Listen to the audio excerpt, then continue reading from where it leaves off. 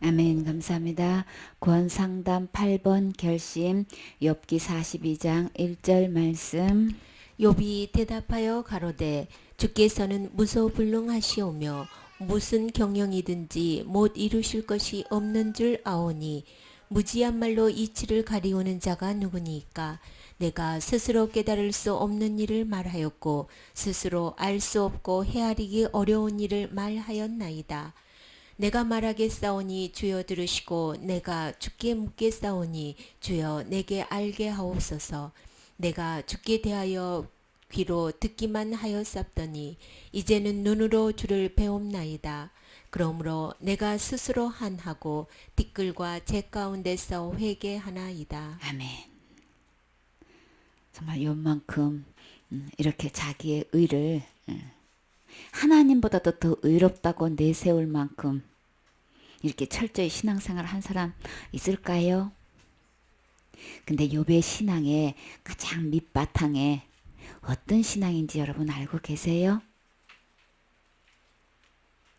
욥은 겉으로는 이렇게 자기가 무엇도 행했고 이렇게 악한 것은 절대 내가 어렸을 때 한 적이 없고 이렇게 자기 한 것 내세울 정도로 그 많은 친구들 앞에서 그냥 또박또박 한마디도 안 지고 그 말로 다 이겼죠.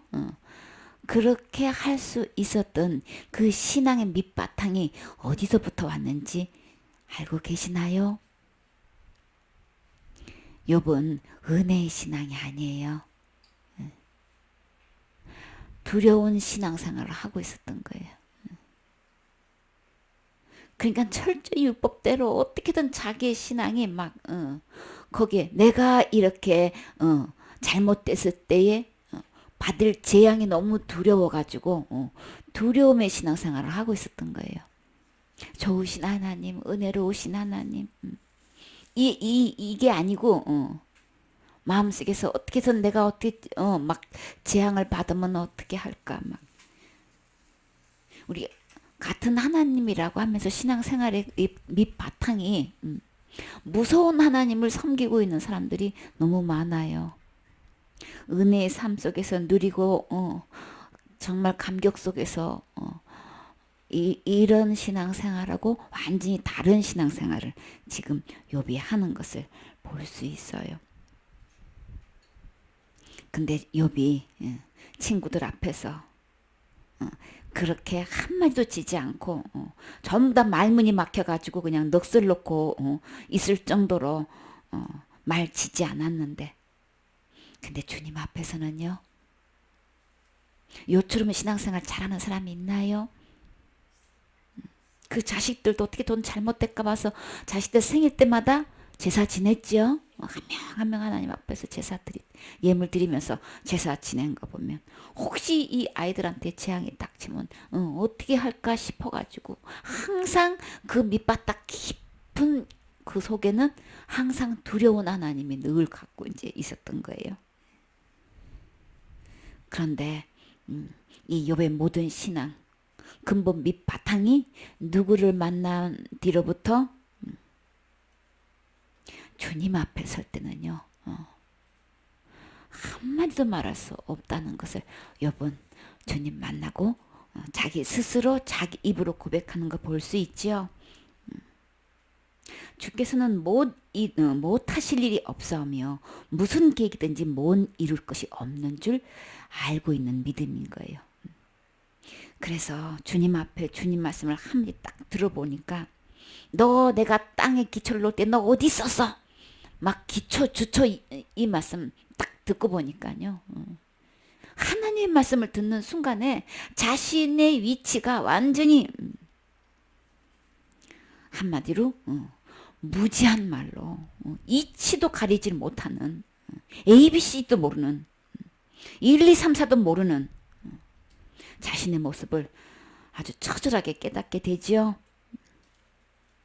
내 스스로도 알 수도 없는 헤아리기도 어려운 말을 내가 했다고. 정말 주님 앞에서는 이실직고 안 할 수가 없어요. 그렇죠? 안 할 수가 없어요. 그러나 우리가 이렇게 육체로 살아 있을 때에 하나님 말씀 앞에서 자신의 모습을 바르게 비춰보고 자기의 주초가 기초가 지금 어디 있다는 자기 주소가 어디 있다는 거 분명히 알고 지금 이실 짓고 하게 된다면 우리 용서받을 길이 있지요. 살아날 수 있는 길이 있어요. 끝까지 하나님 앞에서 자기의 의를 내세우면 우리 살 길 없지요. 그대로 멸망이로 간단 말이에요. 내가 신앙생활 지금까지 어떻게 해왔든 간 우리는 그거 갖고 천국 갈 수 없다는 거 알 수 있지요. 그래서 내가 말하겠사오니 주는 들으시고 내가 주께 묻겠사오니 주여 내게 알게 하옵소서. 지금까지 우리가 들어서 알고 있던 이 모든 것 주님을 직접 배우게 되면은 내 생각, 내 이론, 내 경험, 내 체험, 내가 뭐 한 모든 의로운 신앙 행위 어떻게 되나요? 빨리 스스로 거두어 드릴 수밖에 없죠. 아직도 계속 자랑이 늘어났나요? 하나님 말씀 앞에서 아직 아니기 때문에 하나님 말씀에서 내가 비춰보지를 않았기 때문에 지금 계속 자기 자랑하고 있는 거예요. 정말 주님을 눈으로 보게 되면 우리 어떻게 눈으로 주를 보게 배울 수 있나요? 하나님 말씀을 펼쳐서 낱낱이 보게 되면 우리의 모든 의로운 행위는 스스로 빨리 거두어 드릴 수밖에 없죠. 그러면 하나님 앞에서의 성경 말씀 앞에서 내 모습을 그대로 비춰봤을 때에 나는 어떤 모습으로 이제 욥의 눈에 보이기 시작했나요? 자기의 존재는요. 하나님만큼 의가 높다고 그렇게 강력하게 주장했던 욥은 나는 티끌밖에 되지 않사옵니다. 지금 이렇게 고백하고 있어요. 난 제만도 못한 사람입니다. 그렇게 되면은 우리는 누구를 찾게 되나요? 누구에게로 돌아오게 되나요? 주님께로 돌아올 수밖에 없죠. 그거 갖고는 절대 천국 갈 수 없기 때문에 하늘나라에 우리는 갈 수 없기 때문에 나는 티끌같이 가운데 있는 존재밖에 안 된다는 것을 깨우치게 되고 주님 앞으로 돌아오게 되지요. 지금까지 우리가 어떤 만족으로 신앙생활을 해왔는지는 모르겠지만 그러나 우리 욥이 이렇게 회개하는 이 순간이 있듯이 내 자신에게도 이런 순간이 있어야 되겠지요. 내 자신이 정말 이 신앙생활 행위로는 절대로 천국 갈 수 없다는 거, 절대로 지옥 갈 그 죄를 해결할 수 없다는 거 우리 고백할 수 있나요? 자백할 수 있나요? 그러면 정말 내 모든 것 아무리 사람 보기에는 하나님만큼 내가 하늘나라 갈 만큼 그 말이 똑같은 거예요. 그쵸? 내 이 신앙생활을 내가 천국 못 간단 말이야. 그거는 누구만큼 의롭다고 지금 하고 있는 거예요? 하나님만큼 의롭다는 얘기를 하고 있는 거죠. 하늘나라에 누가 뭐래도 죄가 없는 사람이 들어가고 하나님만큼 의로운 사람이 들어가게 되는데 내 이 신앙생활 갖고 하늘 갈 수 있다고 얘기하고 있다고 지금 죽어도 천국 갈 수 있나요? 라고 하면 네 하는 사람은 지금 하나님만큼 자기 자신이 의롭다고 얘기하는 거하고 욥하고 똑같은 거죠. 그 상태로 볼 때는 전혀 갈 수 없다는 것을 주님 말씀을 밝히 펼쳐보면 알 수 있죠. 그래서 스스로 그 모든 자기의 의로운 행위를 걷어버리고 누구 앞으로 나아가게 되나요? 참되신 진짜 의로우신 주님 앞에 흠도 없고 티도 없고 주름 잡힌 것도 없고 책망받을 할 것도 없는 너무나 거룩하신 주님께 나올 수밖에 없죠. 주님 만나면 그 주님은 나에게 뭐 주고 싶어 하시는 거예요? 주님의 그 의로우신 것, 주님의 그 거룩하심을 누구에게 주고 싶어 하시는 거예요? 곧 나에게 그거 주시려고 욥이 그냥 자신만만히가 들어있는 그 욥의 모든 의를 고난을 통해서 다 빼는 작업을 하신 거죠. 드디어 주님은 이기셨어요. 무엇으로 이기셨나요? 여러분을 사랑하시기 때문에 그 상태로 갖고는 지옥 갈 수밖에 없기 때문에 주님의 사랑은 포기하지 않지요. 끝까지 사랑으로 욥의 있는 그 모든 의를 다 제거하시고 정말 천국 만드셔서 주님께서 주시고 싶어 하시는 하나님의 의와 거룩함을 이 욥에게 주시려고 정말 이 자백을 하게 하시죠. 정말 욥처럼 우리 이 순간 있어야 되겠지요. 내가 어떤 것 가지고도 하늘나라 갈 수 없다는 것. 근데 많은 사람들이 아직도 속고 내가 날마다 짓는 죄를 날마다 회개해서 지옥 안 가려고 하고 있는 거는요. 욥보다 나는 의롭습니다. 지금 이거 이야기하는 거예요. 우리는 어떤 선한 행위도 어떤 신앙 행위로도 우리 지옥을 면할 수 없어요. 그래서 근본 자체가 죄는 지옥 가는 죄는 그런 것으로 그러나 그 신앙생활이 잘못된 거 아닌 거죠. 지옥 갈 죄는 죽어야 되기 때문에 나는 죽을 수밖에 없는 존재고 내가 죽는다 해도 지옥 갈 죄는 죄인인 상태로 죽기 때문에 그 죄를 근본적으로 해결할 수 없는 거죠. 그러면 오직 주님 나를 불쌍히 여겨 주시옵소서 라고 할 수 있는 것은 이 죄 문제는 누구만 해결할 수 있기 때문에 그런 거예요. 주님이 죽어주셔야 이 죄 문제는 해결하기 때문에 그냥 판식 주님 내 대신 죽어줄 수는 없나요? 이렇게 또 말할 수는 없잖아요. 그렇죠? 그러니까 가슴을 치는 거예요. 참 세리는 자기가 어떤 죄인지를 알게 됐고 그 죄의 해결도 알게 됐기 때문에 그냥 불쌍히 여겨달라고. 그래서 주님께서 주님 자신이 죽음과 부활을 통해서 죄 문제 해결하시고 그 세리에게 의롭다함을 주신 것처럼 우리도 이 선물 받아야 되겠지요. 욥은 그 다음에 어떻게 됐나요? 이후로 하나님께서 이제 모든 것을 정결케 하시고 정말 큰 축복을 받았지요. 진짜 축복은요. 하나님의 의가 내 안에 있는 거예요. 그렇죠? 이 의롭다함을 받아야 되겠죠. 그 의만 하늘나라 갈 수 있기 때문에 그래서 내가 갖고 있는 이 모든 의를 내려놓지 않으면 하나님의 의를 받을 수가 없어요. 그래서 내 입에서 이 진정한 고백이 나와야 되겠지요. 그 다음에요. 누가복음 5장 1절 말씀. 무리가 옹이하여 하나님의 말씀을 들을새 예수는 게네사렛 호숫가에 서서 호숫가에 두 배가 있는 것을 보시니 어부들은 배에서 나와서 그물을 씻는지라. 예수께서 한 배에 오르시니 그 배는 시몬의 배라. 육지에서 조금 뛰기를 정하시고 앉으사 배에서 무리를 가르치시더니 말씀을 마치시고 시몬에게 이르시되 깊은 데로 가서 그물을 내려 고기를 잡으라.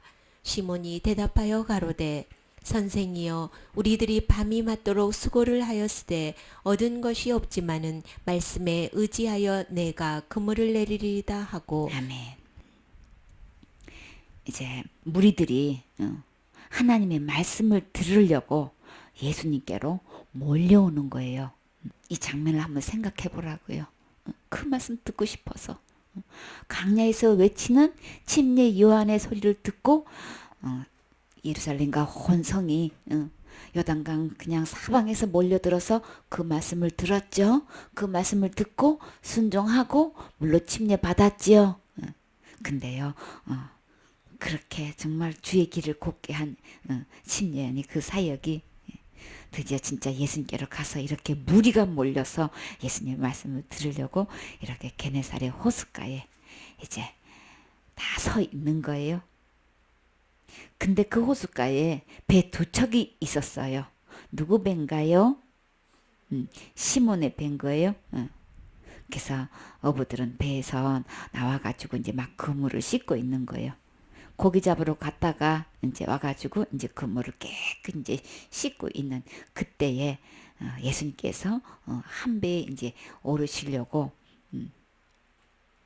그 시몬한테 어떻게 했나요? 조금 육지에서 조금 떼어내기를 이렇게 청해가지고 거기에 앉아서 이제 무리들에게 이제 가르치기를 시작하는 거예요. 근데 이때까지 이 시몬은 예수님을 어떻게 생각했나요?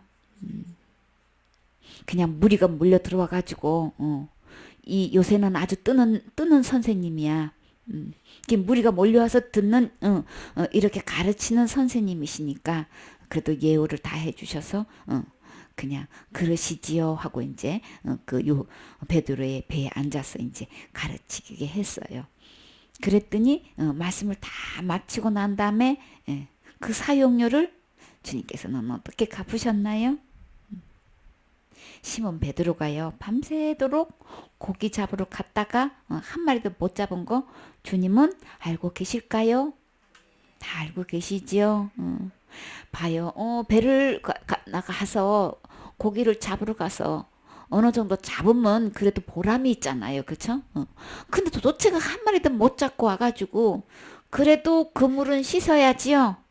그리고 그 배도 일할 게 많겠지요. 일단은 고기 잡으러 가서 허탕을 치고 왔다 할지라도 손볼 게 많은데도 그 배를 사용할 수 있게끔 시몬 베드로는 그렇게 했어요.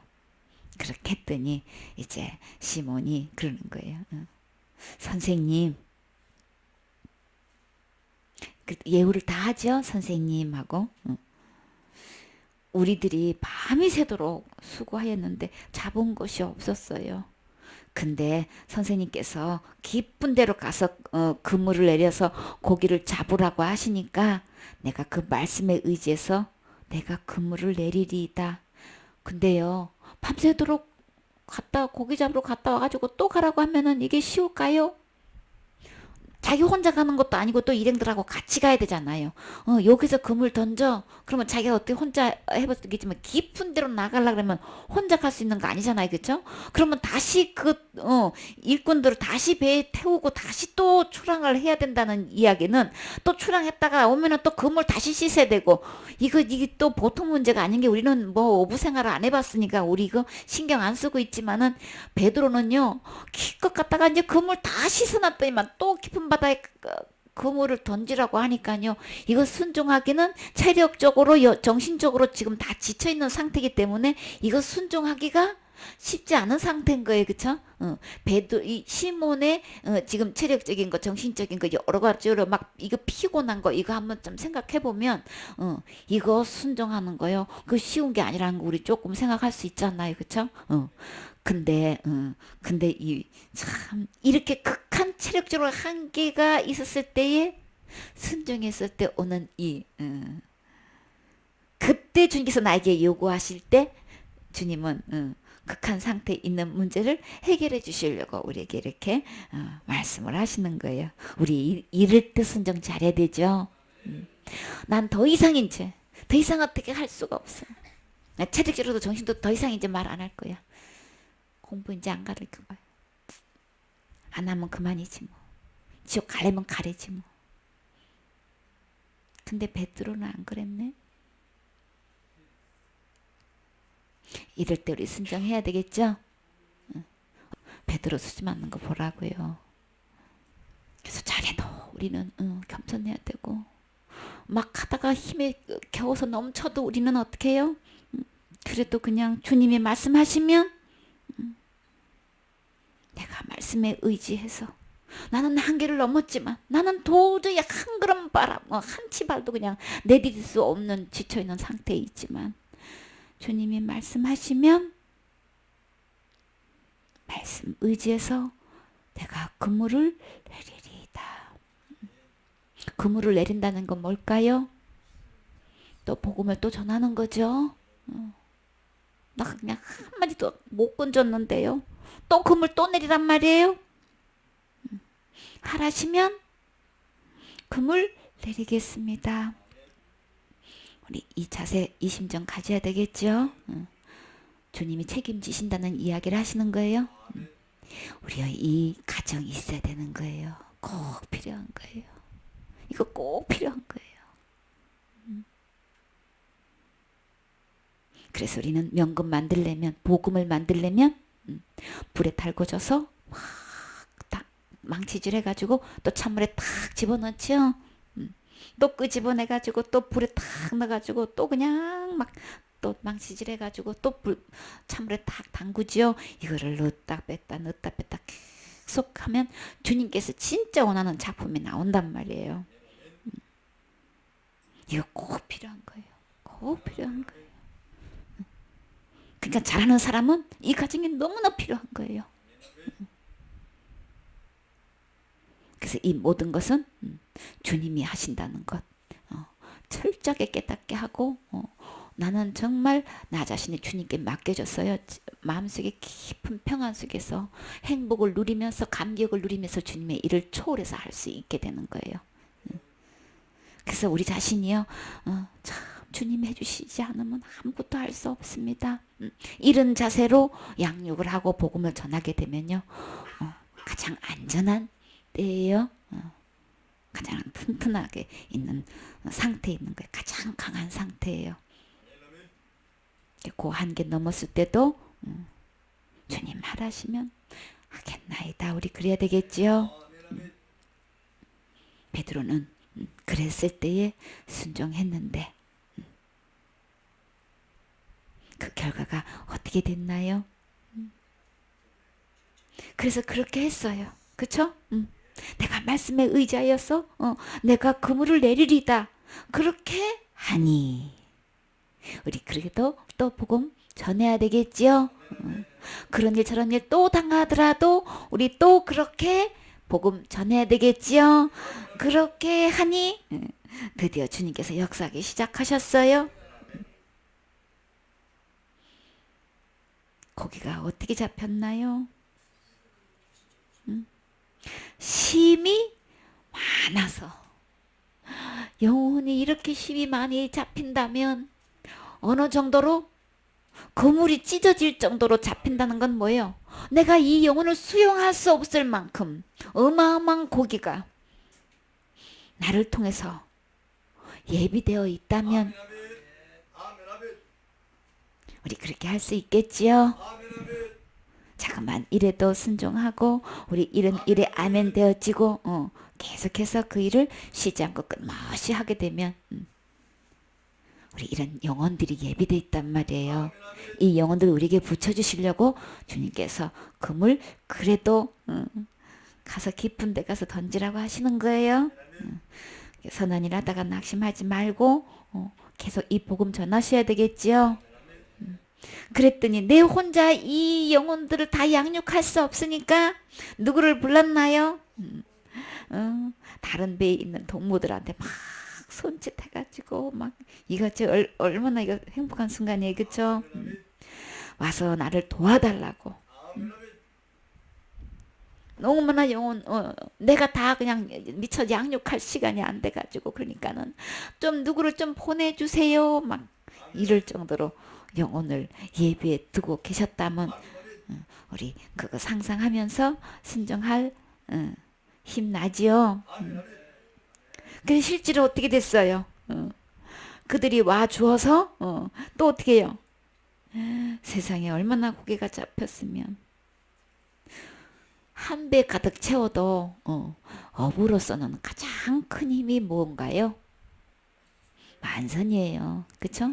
어부가 가장 힘 있을 때 자랑거리가 만선이라고요. 근데 만선만 했어도 막 최고 스타가 되는 거죠. 일생 동안 내가 언제 만선했었다 막 이건 일생 동안 두고 자랑거리죠. 어부들 세계에서.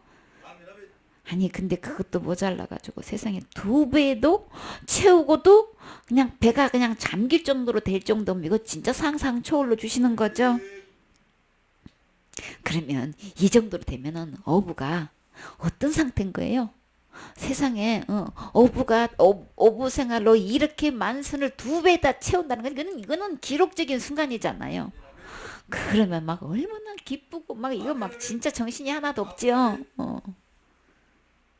그냥 이 함께 어젯밤에 밤새도록 일했던 일꾼들이고 이 동무들이고 막 전부 다 막 이 만선된 이 고기를 이 관리하는데 막 얼마나 힘이 샘솟았겠어요, 그쵸? 고기를 다 이렇게 뭐게 막 이렇게 다 갈르잖아요, 이렇게 종류별로 하고 뭐 이렇게 하는 거 손질하는 거 있잖아요. 얼마나 신나서 일을 했겠냐고요. 그래서 만선됐을 때 그 기쁨, 감격, 이 모든 그냥 함께 일했던 사람들이 막 이거는 동네 잔치가 되는 거죠. 근데 전혀 상상치도 못하게 전혀 예상 밖으로 베드로가 예수님 앞에서 어떤 고백을 하게 되나요? 시몬 베드로가 이를 보고 예수의 무릎 아래 엎드려 가로되 주여 나를 떠나소서 나는 죄인이로소이다 하니. 아멘. 아니 어떻게 베드로가 만선이 됐으면 우리 예수님 앞에 가서 어떻게 해야 되는 거예요? 예수님 무릎 앞에 꿇어가지고 엎드리는 것까지는 우리 이해할 수 있어요. 어떻게 하기 때문에 이렇게 두 배의 만선이 되도록 아니 그 자리 잠깐 이렇게 앉게 해서 설교 말씀할 수 있게끔 해드리는 것 뿐인데 이토록 갚아주신다는 건 이거는 너무 그거에 비해서 너무 큰 상을 주시는 거죠. 그래서 무릎 앞에 엎드려서 너무너무 감사합니다 막 감사 인사를 무릎 꿇고 할 수는 있어요. 그쵸? 근데 베드로가 어떻게 이런 말을 하냔 말이에요. 어떻게 베드로는 나를 떠나라고 어떻게 예수님 나를 떠나라고 어떻게 이렇게 말할 수 있어요? 만선해 준데 왜 나를 떠나라 그래요? 그것도 말도 안 되는 말을 하는 거예요. 나를 떠나다 달라고 하면서 자신을 뭐라고 지금 이야기하고 있어요? 내가 죄인이다라고 하면서 나를 떠나달라고 지금 어떻게 무릎을 꿇고 엎드려서 나를 떠나서서 나는 죄인이로소이다 이 고백을 하고 있는 거예요. 이거 앞뒤가 안 맞는 얘기잖아. 이거 어떻게 이런 소리를 할 수 있어요? 베드로는 어떻게 했길래 어떤 사건이 터졌길래 이렇게 두 배 만선됐는데 감사합니다 감사합니다 10번이고 무릎 꿇고 절하고 하는 장면은 우리 충분히 우리 이해할 수 있는 장면인데 어떻게 그 예수님한테 감사 한마디라도 소리를 하는 게 아니고 나를 떠나달라고 이거 말도 안 되는 인사를 하고 있는 거죠. 어떻게 베드로가 이렇게 반응을 보이나요? 어째서 이런 현상이 나타나는 걸까요? 왜 그런 거예요? 베드로는 여태까지 예수님을 선생님으로 생각한 거예요. 근데 말씀에 의지해서 그렇게 하리이다 하고 순종한 결과로 두 배의 만선이 돼가지고 하는 이 모든 과정을 통해서 그 선생님이 누구로 보여지게 생긴 거예요? 하나님이신 거예요. 난 선생님으로서 배를 그냥 이렇게 띄워드리는 것 뿐이고 선생님이 그렇게 깊은 데 가서 그물을 던져보라고 하길래 그렇게 그냥 지친 몸이지만 한 것 뿐인데 아니 그분이 보니까 하나님이신 거예요. 막 그 순간에 하나님으로 보이신 거예요. 여러분이 그 선생님이 하나님이란 걸 알았을 때에 여러분은 어떻게 될까요? 여러분의 마음의 자세는 어떻게 여러분의 몸의 자세는 어떻게 취하게 될까요? 우리 이 베드로 심정 알 수 있겠죠? 하나님으로 보는 거예요 지금. 하나님을 보는 거예요 베드로는. 하나님 앞에서 자신의 모습을 보니까 어떤 고백이 제일 먼저 나오나요? 예수님이 하나님으로 보이는 순간에 자신은 완전히 죄인으로 보이는 거예요. 죄인으로서 하나님 앞에 보는 순간에 내가 하나님 앞에서 내 이 죄인의 모습을 있을 수가 없는 거예요. 그러니까 어떻게 해요? 죄인의 모습이 있으면 나 막 당장 죽을 것 같은 거예요. 그렇죠? 그러니까 나를 떠나달라고 하는 이유가 있었었죠. 왜 그랬다 그랬어요? 왜 나를 떠나달라고? 내가 죄인일까지 고백하는 것까지는 좋아. 근데 그 하나님을 만나서 나는 죄인입니다 하고 이렇게 하는 것까지는 이해가는데 나를 떠나달라고 하는 얘기는 왜 나오는 거예요? 살아계신 하나님을 눈으로 직접 보니까 너무 무서운 거예요. 너무 무서운 거예요. 어부로서의 이 베드로는 어렸을부터 이게 부모님도 지금 이 일을 하고 있는 거죠. 동업을 할 정도의 이적이 이 사업을 지금 어부 사업을 하고 있는 건데 어부로서 이게 선생이 지금 두 배의 만선을 채운다는 거는요. 어부로서는 진짜 지금으로 말하면 그냥 무릎 꿇을 수밖에 없는 그냥 형님 하는 거예요 한마디로. 어버서 무릎 꿇는데. 근데 그런 정도가 아니야. 그냥 무릎 꿇고 형님으로 모시겠습니다. 만약에 이렇게 인사했다면 어부 세계에서 만약에 그 세계에서 이제 갈록적으로 봤을 때 이제는 이 마을의 최고의 선생으로 지금 내가 형님으로 모시겠습니다. 아니 그냥 선생으로 모시겠습니다. 어부의 세계에서 그 최고의 자리로 내가 모시겠습니다. 이렇게도 우리 충분히 이해해요. 그쵸? 근데 베드로는 그 순간에 어부의 세계에서 최고의 자리가 아니고 우주 만물을 창조하시는 하나님으로 지금 보고 있는 거예요. 그 앞에서는 나는 어떤 모습?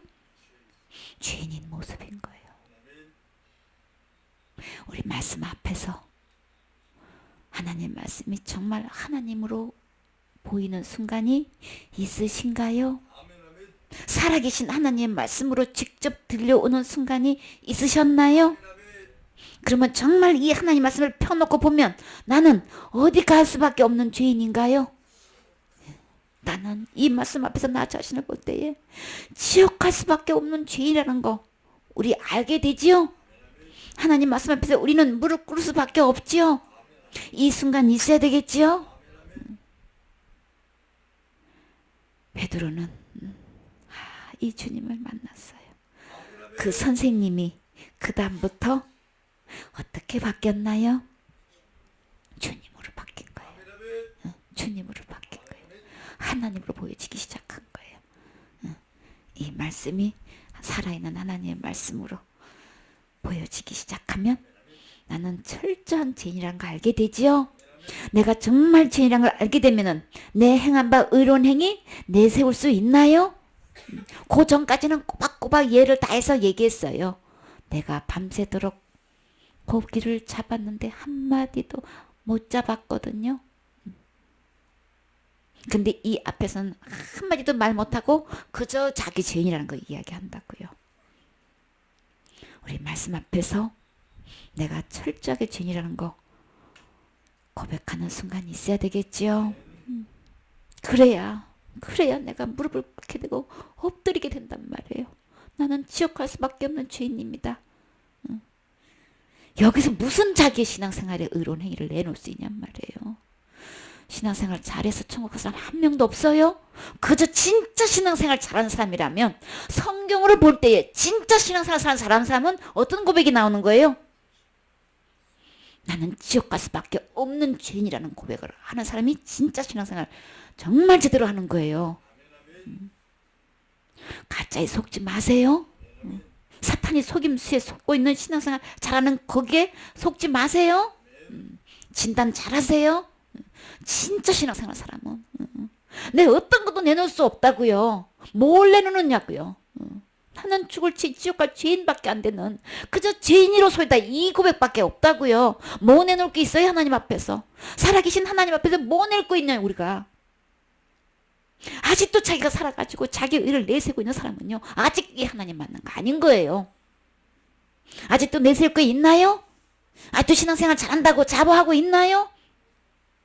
그 상태로는 지옥 갈 수밖에 없다는 거 우리 분명히 알아야 되겠죠? 누구 자식이라고 침례요한은 분명히 얘기했나요? 바리새인이 그 의 갖고는 그 의가 조금 더 남아있으면 침례 받은들 뭐 한다고 그런 거예요? 합당한 열매 아니라 그랬죠? 그 상태 안만 침례 받아봐야 뭐예요? 마른 죄인? 물속에 집어넣다가 젖은 죄인밖에 만드는 밖에 안 되는 거예요. 그러니까 침례 받는 게 중요한 게 아니고 합당한 회개를 해야 된다 그랬죠? 진짜 이 임박한 진노를 너가 정말 피하려고 하면은 합당한 회개 열매를 맺으라고 한 거예요. 내 속에서 이 바리새인의 의가 가득 들어있는 한 절대 구원받을 수 없어요. 그 임박한 진노를 피할 수 없어요. 그러니까 정말로 진짜 이 예수님을 만나면 내가 얼마나 하나님 앞에서 단 한 개도 내세울 수 없는 지옥 갈 수밖에 없는 죄인이라는 거 이거 진짜 엎드려서 고백할 수밖에 없지요. 이 고백이 내 마음속에서 진정으로 아멘이 되어지나요? 이 베드로의 이 고백 이 순간이 있어야 되는 거예요. 그렇지 않으면 누가 뭐래도 독사의 자식일 뿐인 거예요. 침례 요한이 정확하게 보고 있는 거예요. 어떤 상태로 지금 나오고 있는지, 침례를 받으러 광야로 왔다는 것은 침례, 요한에게 지금 침례를 받으러 많은 사람들이 와서 침례 받을 때는 자신의 죄를 자백하고 침례를 받았다 그랬죠. 진짜 자신의 죄가 지옥 갈 수밖에 없다는 이 고백을 할 때는 자기 어떤 의로운 행위도 없는 상태로 자백해야 되는 거죠. 그러니까 자기 의는 그대로 가득 갖고 있고 침례는 받으려고 하는 것, 이거 우리 반드시 바르게 다뤄줘야 되는 거예요. 그랬을 때에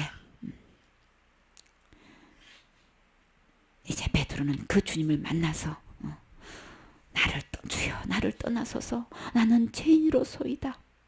이는 자기 및 자기와 함께 있는 모든 사람이 고기 잡힌 것으로 말미암아서 놀라고, 또 누구도 놀랐어요? 세베대의 아들로서 시몬의 동업자인 야고보와 요한도 함께 놀랬다고 했어요. 예수께서 시몬에게 이르시되, 예수님은 베드로가 왜 이렇게 나를 떠나 달라고 이렇게 엎드려 가지고 막 그래 이렇게 이야기하는지 잘 알고 계시죠? 우리 주님은 중심을 다 보고 계세요. 자기 자신이 얼마나 죄인이라는 걸 알게 되니까 막 너무너무 무서운 거예요. 주님 앞에 서 있다는 게, 의로우신 주님 앞에, 거룩하신 주님 앞에 자기 죄인의 모습이 서 있는 것 자체가 막 너무너무 무서운 거예요. 그땐 주님이 무서워하지 말라 그러시는 거예요. 무서워하지 말라고만 했나요?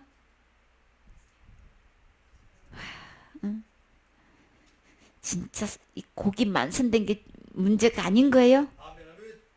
이 베드로에게 진정한 이 고백이 되어진 사람, 예수님 앞에서 나는 정말 죄인으로소이다라는 이 고백이 되어진 사람에게는 주님은 무엇을 맡기시나요? 그럼요, 우리에게 영혼을 맡기죠. 이제후로는 있어야 되는 거예요. 주님 앞에 무릎 꿇고 나는 죄인으로소이다, 이 고백이 있는 이후로는 나에게 주님이 사람을 취하리라 그러셨죠.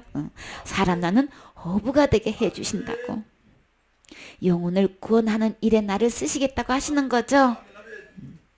내 인생에 이게 없으면, 이 핵을 걷는 이 순간이 없으면 문제는 열매를 맺지 못해요. 열매를 맺지 못해. 예수 믿는다고 그냥 다 얘기를 하면서도 자기 의가 가득 들어있는 이 사람들은요, 한결같이 문제는 뭐예요? 열매가 없어요. 열매가 없어요. 이 순간이 없는 이 영혼들은 한결같이 보면 열매가 없어. 열매 없으면 주님은 어떻게 한다 그랬어요? 찍어버린다 그랬죠. 이제후로는 내가 사람을 취하리라고 하면은 열매 있는 거예요, 없는 거예요? 그 열매는 곧 뭐예요? 영혼이죠. 사람을 취하리라 하는 것은 그 영혼을 어떻게 하는 거예요? 천국으로 인도할 수 있는 거죠. 나 자신 앞에서 이 순간이 있을 때 드디어 저 영혼들을 향해서 그 영혼들에게 천국 갈 수 있는 이 일을 할 수 있는 거예요. 내 의로 가득 차 있는 사람들, 내 안에 바리새인으로 가득 차 있는 사람들, 사두개인으로 가득 차 있는 사람들은 주님은 영혼을 부탁한 적도 없고 그 영혼을 천국으로 드릴 수 없어요. 그 영혼을 취할 수가 없단 말이에요. 어디 가고 있는 거예요? 자기 의에 가득 차가지고 어디로 지금 끌려가고 있는 거예요? 사탄의 자식이 돼가지고 지옥으로 끌고 가고 있는 줄 지금 전혀 모르고 지금 착각하고 지금 혼돈 속에서 속아서 지금 신앙생활을 하고 있단 말이에요. 그래서 우리 주님 앞에서 이 말씀을 분명히 듣게 되면 주님은 베드로를 어떻게 하셨는지 봐요. 이 말씀을 딱 하고 나니까 베드로와 요한과 야고보는 어떻게 행동을 취했나요? 저희가 베드를 육지에 대고 모든 것을 버려두고 예수를 쫓으니라. 아멘. 하나님 말씀이 이제후로는 너는 이제 합격한 거죠. 내가 죄인으로소이다 라고 했을 때에 내가 이후로는 사람을 취하리라 라고 했을 때 그랬더니 예수님이 나를 따라오라고 하셨지요.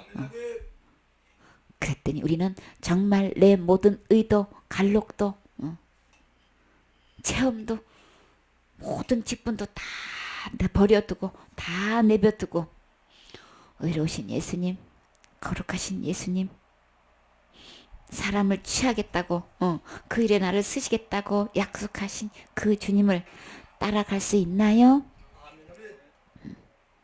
다 버려두고 따라오고 계시나요? 진짜 예수님을 따른다는 것은 진짜 복음 앞에서 모든 것을 내려놓고 내 자랑하지 않지요. 오직 그때부터는 누구 자랑하나요? 정말 이 영혼들을 구하려면은 우리는 예수님 자랑할 것밖에 없어요. 그렇죠? 내 죄를 위해서 십자가에 죽으시고 부활하심으로써 지옥 갈 내 모든 죄를 해결하신 이 주님을 증거할 때만 그 영혼이 구원받을 수 있지요. 절대 내 직분이고 내 자랑이고 하지 않는단 말이에요. 그래서 첫째로 주님 앞에서 내가 지옥 갈 죄인입니다 라는 고백하고 주님을 따라가야 되겠지요. 그래서 주님 따라간다는 것은 우리 이 말씀대로 따라와야 되겠지요. 그래서 말씀대로 주님께서 해놓으신 거 철저히 양육 받으면 정말 모든 것 주님께서 이렇게 다 해주셔서 우리에게 주시고 우리 보고 이것을 누리라고 주셨어요. 은혜로 주시고 또 주시고 그리고 영혼까지 주셔서 그 영혼도 천국으로 인도할 수 있게끔 해주셨다는 것은 이 세상에서 가장 행복한 사람인 거죠. 가장 축복받은 사람인 거죠. 이 일에 우리를 쓰시려고 지금도 부르고 계셔요. 그러니까 우리 주님 앞에 이거 정말 시원하게 쿨하게 여름에 얼음 냉수처럼 우리 시원하게 간증으로 주님 앞에 이렇게 해드려야 되겠지요. 우리 주님 진짜 기쁘게 해드려야 되겠지요. 그러면 주님만 기쁠까요? 예수님을 따르는 이 제자는 얼마나 기쁘겠어요. 그쵸? 주님 따르는 우리가 그래서 진짜 내 의를 내세울 때보다도요 다 버려두고 주님을 따르면요 이 세상에서 줄 수 없는 위로부터 오는 기쁨이 있지요. 위로가 있지요. 소망이 넘치지요. 이 소망에 관해서 이유를 묻는 자에게 대답할 말 준비되어 있나요? 준비됐나요? 준비됐어요. 그래서 우리에게 이렇게 엄청난 2배 가득 채워주시고 이 영혼들을 붙여주시겠다는 이 예표를 보여주신 거죠. 진짜 이 예수님의 말씀을 믿고 예수님을 따라갔던 이 베드로와 야고보와 요한은 그 일생을 통해서 2배 가득 채운 영혼보다도 더 많은 영혼에게 복음 전할 뿐만 아니라 베드로의 한 번 설교에 5,000명, 3,000명 막 구원받는 역사 있었잖아요. 우리에게 그 일을 하게 하시려고 오늘도 부르신 거지요. 그러니까 내 의 그거 붙잡지 마세요. 주님께서 완벽하게 이루놓으신 그 선물, 그 의를 나에게 주시려고 지금 그보다 더 큰 또 축복을 주시려고 그 일에 나를 복음의 일꾼으로 사용해 주시려고 지금 부르고 계셔요.